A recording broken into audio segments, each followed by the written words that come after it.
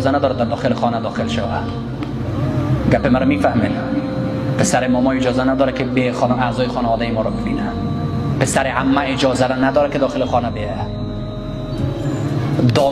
داماد یک زنی خانه یک دختری خانه است، کلگی نیست. این باجه نیست که باجه ما میشه این خسرو بره با او کس بشه، این گپا نیست دردی. رسول گرامی اسلام صلی الله علیه و میگه یک کس با نامحرم دست بته، میگه ازی کرده که دسترش میخ کوبیده شو، برش بهتر است که با یک نامحرم دست بته. عایشه صدیقه رضی الله عنها میگه در عمر پیامبر دستش با نامحرم تماس نکرده. اینجا دختر کاکاس می با پسر کاکاس دست سلام علیکم و رحمت الله. دل ما خیلی پاک است. نکامی دین قسخ نگیرین او مردم، دین قسخ نگیرین. دین سخت نگیریم. او روز یک کسی زنگ زده بود،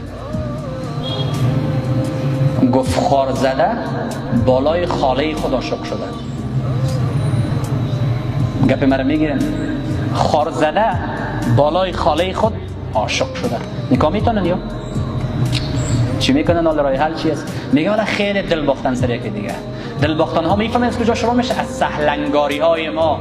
پسر کاکاس بیا مشکل نداره، پسر عمه بیا مشکل نداره. دیگه تو محرم هستی. اینمی میره میشناسن که نشستگی هستون با شما، مثل که شما برای خانواده ما نامحرم هستن، ما برای خانواده شما نامحرم هستم. اونمو پسر کاکا و پسر عمه و پسر خاله اینمی کلش اونمو قسم نامحرم است که مردم روی بازار برای خانواده ما نامحرم است. هیچ تفاوتی با این نداره.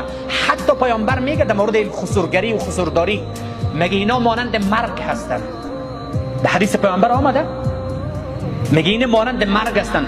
یک دفعه که خسور شد دیگه کل